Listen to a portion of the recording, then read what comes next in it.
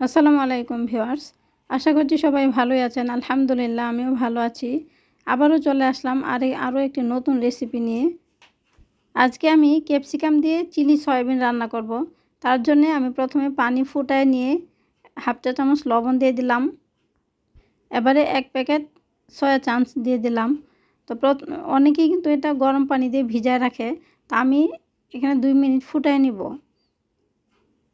তো তারপরে গরম পানিতে আমি কিছুটা ভিনেগার দিয়ে দিলাম।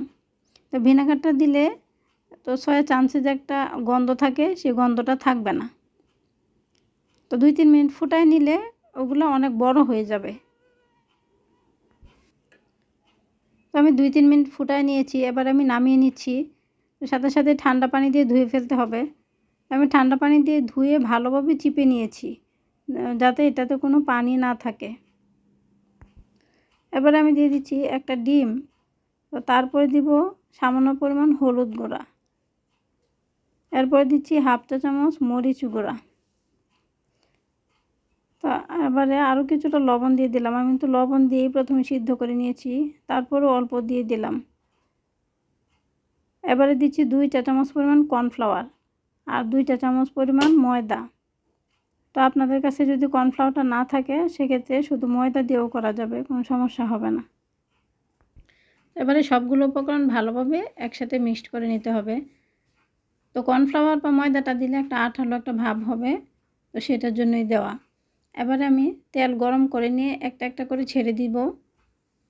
তো সবগুলো কিন্তু একসাথে দেওয়া যাবে না, তাহলে কিন্তু একসাথে দলা পেকে যাবে, না আলাদা আলাদা দিয়ে ভেজে নিতে হবে।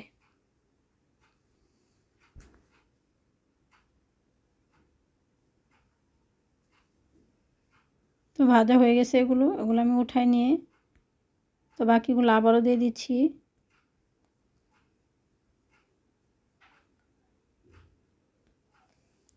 তো এভাবে আমি সবগুলো ভেজে নিয়েছি।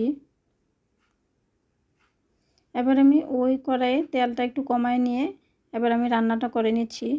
তো এখানে আমি একটা মিডিয়াম সাইজের পেঁয়াজকে 4টা ভাগ করেছি, করে আমি আলাদা আলাদা করে নিয়েছি। তো এখানে আমি 2-3টা পেঁয়াজ দিয়েছি। তো তারপরে দিয়ে দিলাম ক্যাপসিকাম। এবারে আমি কিছুক্ষণ ভেজে নেব তেলের সাথে। আমার রেসিপি যদি আপনাদের ভালো লাগে, তাহলে ভিডিওটিতে অবশ্যই লাইক এবং কমেন্টস করবেন, আর ভিডিওটি ফ্রেন্ডস অ্যান্ড ফ্যামিলির সাথে শেয়ার করবেন।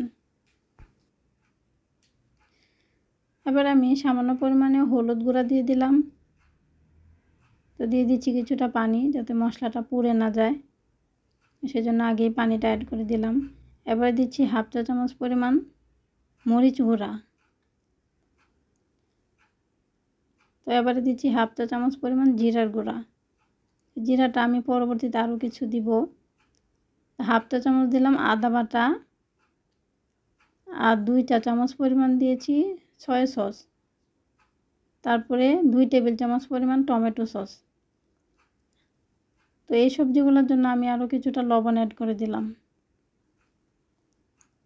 তো লবণটা আপনারা পরিমাণটা বুঝেই দিবেন, সবজি বা আপনাদের সয়া চাংস কতগুলো নিয়েছেন তার উপরে ডিপেন্ড করবে। এবারে আমি দিয়েছি 1/4 চা চামচ পরিমাণ গরম মশলার গুঁড়া। তো তারপরে আমার ভেজে রাখা সয়া চাংসগুলো দিয়ে দিলাম। তো আবারও কিছুক্ষণ ভেজে নিচ্ছি মশলার সাথে।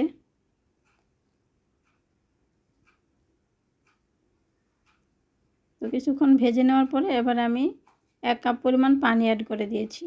তো এই পানিটা দিয়েই আমার সবজিটা রান্না হয়ে যাবে।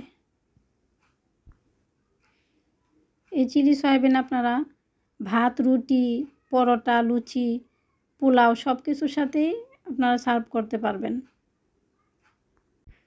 আমি আরও হাফ চা চামচ পরিমাণ জিরার গুঁড়া অ্যাড করে দিলাম। তো আমার চিলি সয়াবিন হয়ে আসছে, এবার যাই আমি নামিয়ে নিচ্ছি। যারা এখনও আমার চ্যানেলটি সাবস্ক্রাইব করেন নাই, আর যদি আমার রেসিপি আপনাদের ভালো লাগে, তাহলে অবশ্যই চ্যানেলটি সাবস্ক্রাইব করে আমার পাশেই থাকবেন।